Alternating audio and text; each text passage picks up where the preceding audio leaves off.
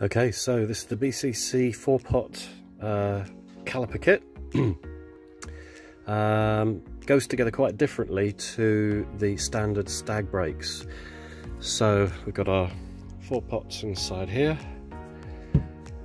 There is 2 bridging rods that hold the pads in place, and we've got the clips that secure them into place. I've also bought some upgraded hoses, some Goodrich hoses as well. So I'm thinking if I'm going to be upgrading the calipers, may as well upgrade the hoses as well. Makes sense to me. There's a schematic so I can see how it's supposed to look. So let's get busy. So what we're going to do first is we're going to, I'm going to put this one in first. No, I'm not. This one in. So slide that there, slide this here. Sound like a bit like, oh, what are their names? To meet, to you, to meet. No, Jimmy Cricket. Disco's here, Disco's there. And then put the other one in, just so it slides into place.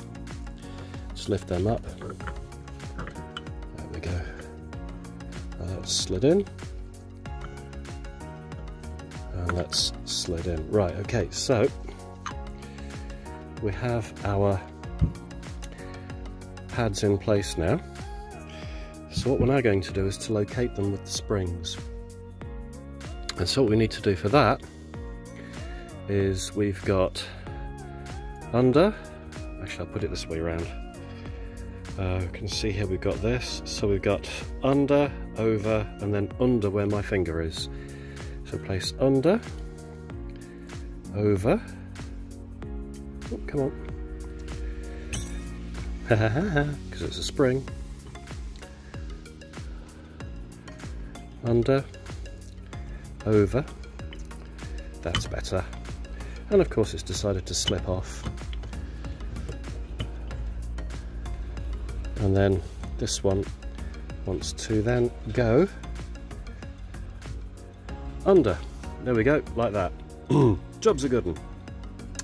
Okay, so that is now that side, not finished yet, but at least it's got the spring on. Now we're going to do the other side. Let's just get these going through this way, because we need to be able to get,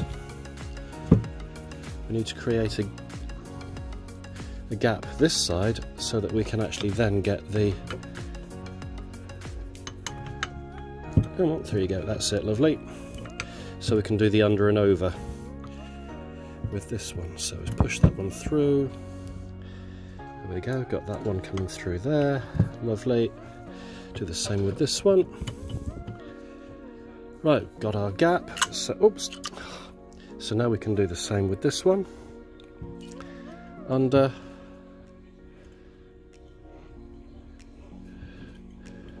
over, and then hook it round without pulling the pad off. Right, under, over, and then hook it underneath. There we go, done it. And pulled my glove off as well in the process. Right, let's just get rid of that, because we do not want a spare bit of glove getting in the way of our brakes now, do we? Let's just make sure I have cleared it. Yes, I have, that's fine. Okay, so now what we're going to do, we're going to slide this back into place. Pull up, that's it. Now, with this we have got, let's just zoom in so you hopefully be able to see this. We have got, yes, you can see a tiny hole just there, and that's what this is for. So this has got to go between the spring and the outside of this, so it wants to go in, placed in here. Probably not going to be able to see this very well because of the angle I'm having to do it at, of course, which is not ideal. just make sure. That's it, so that's there. And you can see here that is correct. It's slightly proud so that you can actually get it and take it off, which is the same as it's showing it on the instructions just here. So I'm going to do these other ones. Now I've just got to rotate this round so that I can see the hole, which I now can. Got this retaining clip in. That's nice. Now I'm making sure that I've got the retaining clip between the spring clip and the wall of the caliper, because that's how it's showing it to be. So can you see how we've got it now? Yeah. Let's just do the other ones.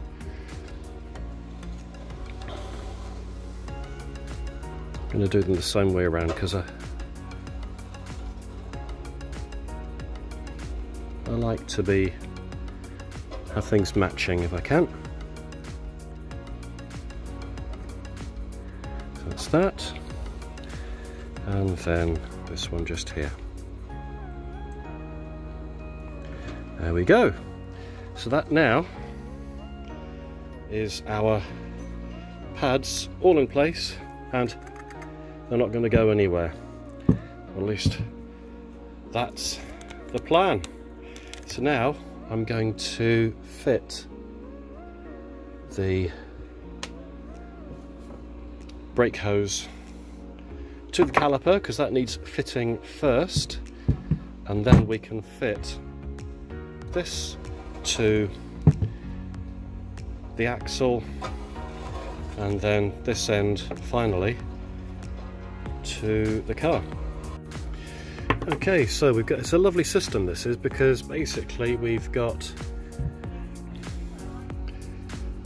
our brake fluid in here, goes round, bleed nipple here. So I've just checked with the brake that I took off, and we have got two different lengths. If I were to just put them side by side here, got two different lengths on the hose pipe, and this smooth end is the end that wants to attach to the copper brake pipe. This is the end that wants to go onto the caliper. So we're going to put a washer on here, and we will tighten this up.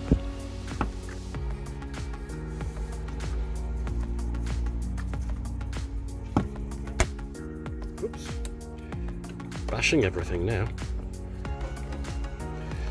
And yep, it's 1/2 inch, good old 1/2 inch. Get that nicely nipped up so that we don't have any leaks. So there we go, hopefully we're good to go. We're gonna now get that onto the car. Okay, so taking great care to make sure that I haven't got any grease on my gloves. I have pre-greased the bolts that are going to hold the caliper in place with a little bit of copper grease. So we're just going to offer up this to the disc. What I'm going to do is I'm just going to prise these apart with my finger here, and hopefully it should just slide on. Let's just see, shall we?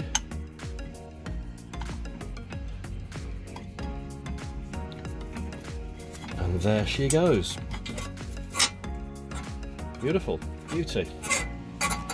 Okay, now then, so that's not, obviously doesn't sound quite right. I will just have a little look. I'm just going to move that here so I can see and you can see what's going on. So where are we now?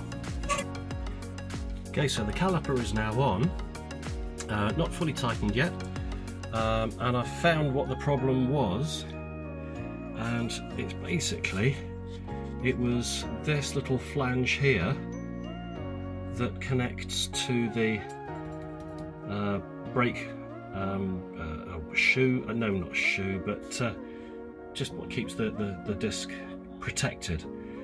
And this little flange was sticking out there instead of tucked behind nicely just there. So now I've just rearranged that. We've got the caliper all nicely mounted, and I shall now nip up these bolts to the correct tightness. But it's time for the trusty torque wrench again, because the bolts at the back have to be done up to 65 pound-foot of torque. Oh, and there we go. And in fact, we're going to go a bit further, because in fact my torque wrench only goes up to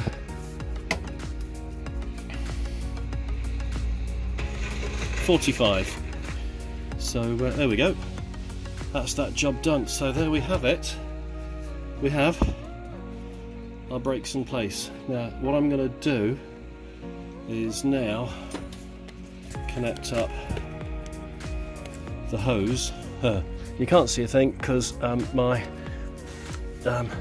lovely light, LED light, has decided to lose charge, but you can see just at the back there now. So we're going to connect up to the hoses, and then what I'm going to do before I do the bleeding, I'm going to do the other side, and then we'll bleed the brakes all at the same time.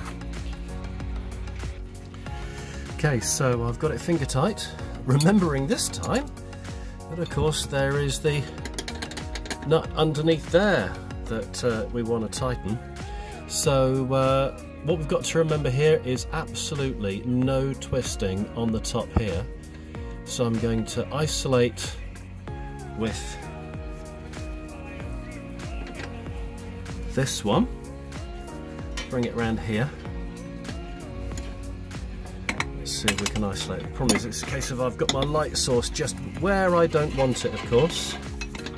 Sorry about the background noise. We've got next door neighbours having his garden done. Not just gardening, massive excavation work being done. Right, that's that. So that will, no, can't do that because that would be in the way. There we go. That's it. So we are now isolated, I think. And so what we're going to do now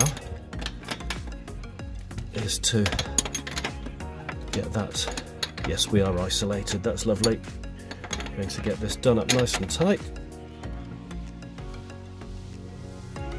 Perfect. Let's just see whether we can get a little bit more on it. Yep, that's it. Beautiful. And now we can connect up our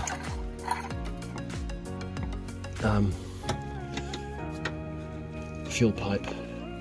A fuel pipe? What on earth am I talking about? Brake pipe. Well, after all the excitement of getting the calipers on and connecting up the brake hoses, we then did, I have to confess, run into a slight issue in that the brakes were binding when the bolts that held the calipers on were tightened up to their full torque setting. And it turned out that we needed to get some shims. Shims, if you didn't know before, I didn't, basically it's a posh word for washers. So it basically just slightly changed the angle of the caliper. And the reason that we needed these is because with the standard Stag calipers, they are single pots, so the actual brake shoes will, or brake pads rather, will be able to float slightly. So even if the actual caliper is slightly off dead center, doesn't matter too much because the pad will just float to suit. Because the 4-pot calipers hold the brake pad exactly in place, the caliper has to be spot on. So we got that fixed. A mate of mine came round to bleed the brakes, and I'm glad to say that the result is superb. It's a lovely, powerful and yet smooth braking experience. So my next little adventure is going to be taking this old girl up to the Highlands of Scotland from Derbyshire, so that'll be my next video. So that's going to be about, I don't know, about an 11-hour journey, and we'll see how she does.